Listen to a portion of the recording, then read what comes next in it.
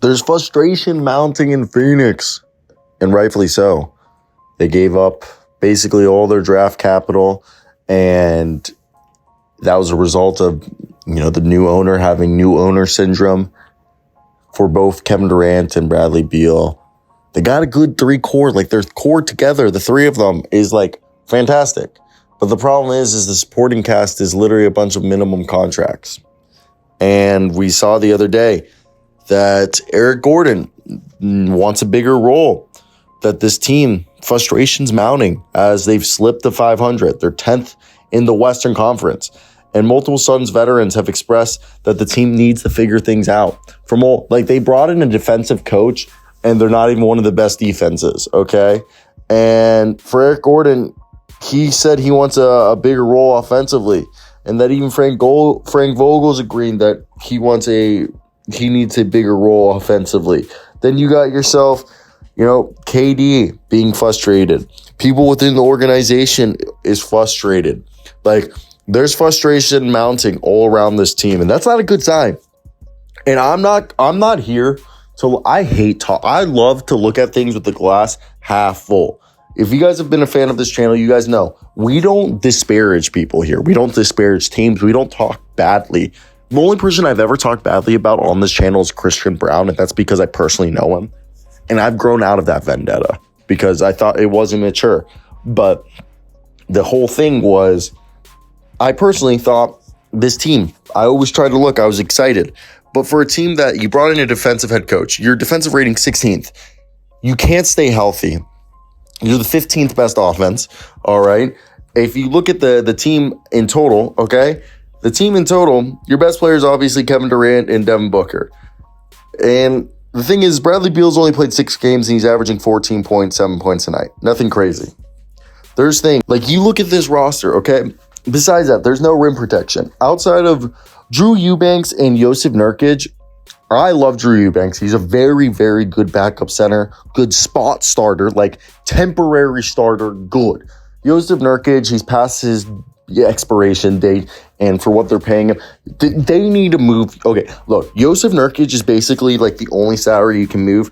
And the thing is Josh Okogie, Jordan Goodwin, Naz Little, Keita Bates-Diop, Yuta Watanabe, who, Yuta Watanabe, the weird thing is the minutes are weird. You're not playing Bol, you're not playing Saban Lee or Chemzi Metu, Udoka Azubuike, those guys aren't playing.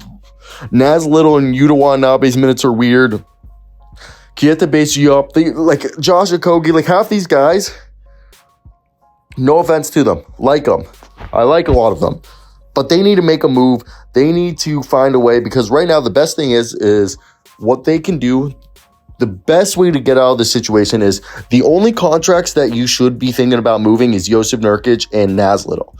If you package Jusuf Nurkic and Naz Little, you have about $23 million you can move. $23 million. If you throw in Grayson Allen, you get to about $32 million. All right? We're at $32 million that we can move. $32 million. Now, that $32 million, you need to go out and get yourself a center, okay? That can be a center by committee, which means freaking Chemzi Metu, Drew Eubanks, and whoever you trade for. For example, if I were them, who would I would call up the Washington Wizards right now, and I would say, Washington, please send me Daniel Gafford, okay? Send me Daniel Gafford. All right, how would we get this deal done? The way that deal would have to be Daniel Gafford and, let's say, DeLon Wright coming over for Mr. And the best way is for us over here, DeLon Wright and Danilo Gallinari with Daniel Gafford right there is $26 million. And to do that deal right there would have to be, it's not enough. I don't even know. A combination of Daniel Gafford and DeLon Wright would be two guys that would be great from Washington. If you can find another team to take Grayson Allen on, where you could bring in a guy I'm looking around the league, but they can't lose Grayson Allen. They can't trade Grayson Allen because that's what you've all typed in there. Grayson Allen's one of their best defender, if not their best consistent 3-and-D guy. You can't trade that. That's the whole problem here. It becomes this whole thing that I'm in the same box as you guys. What do we do? Let's think for a sec.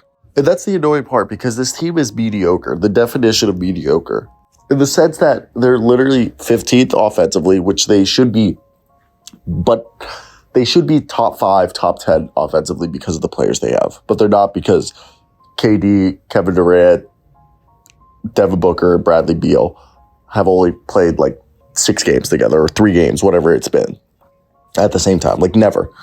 Or like 24 minutes or whatever. I think 24 grand minute total minutes they've played together, but they've been plus 24.7 net rating when they've been on the floor together, which is absurd. Now, the problem is that the team is right now middle of the pack offensively, middle of the pack defensively. Okay, middle of the pack defensively isn't the biggest thing in the world if they were top 10, top 5 offensively, but they're not. So this team isn't that good. They're mediocre. That's the big thing. They're mediocre. They're not really necessarily. Health's a problem. I think really right here, as we've discussed throughout this video, the one thing I think that they can do is try to move Jusuf Nurkic with, I think Naz Little might have to be packaged. Like, he's just a guy he'll just miss the cut. Not saying that they should move Naz Little. I just think moving Naz Little gives you like $23 million. And if you can split it, find a team like the Wizards, the Portland Trail Blazers, San Antonio Spurs, like all those teams have guys that you could maybe get multiple players. Now, there's no just trade assets, and that's why I think maybe including Naz Little. So the problem is you have no draft capital, okay? So having very little draft capital to begin with makes this all 5% harder to get better. Okay, the hopefully the easiest way to get better is by getting healthy. If they can get healthy, figure things out, offense becomes top 10, top 5 maybe, and the defense stays 16, 15. As we've said before, historically, teams that make it to the conference finals, either West or East, or make it to the NBA finals, usually the last 4 teams are teams that are top 10 offensively or defensively, while the other category, they are top 15 offensive or defensively. So if that can be the case, then hopefully this team can turn around and actually look like the part with the current roster. Maybe they can sign some guys in the buyout market that could really put them over the edge. Now, in my mind, how likely is that? I don't know, because of the way that the NBA's parity is going. Now, if they don't believe that the current roster is good enough, or that, I think the only trade chip that they have salary-wise is Jusuf Nurkic that they can move, and then they would have to use either Grayson Allen or Naz Little as a deal sweetener plus as like additional salary. That's where it becomes hard in my mind, and it's tricky. It's really tricky, and it's a very hard game that they're playing right now. So let me hear your thoughts down below. Like, comment, and subscribe. Thank you for watching, guys. Peace out.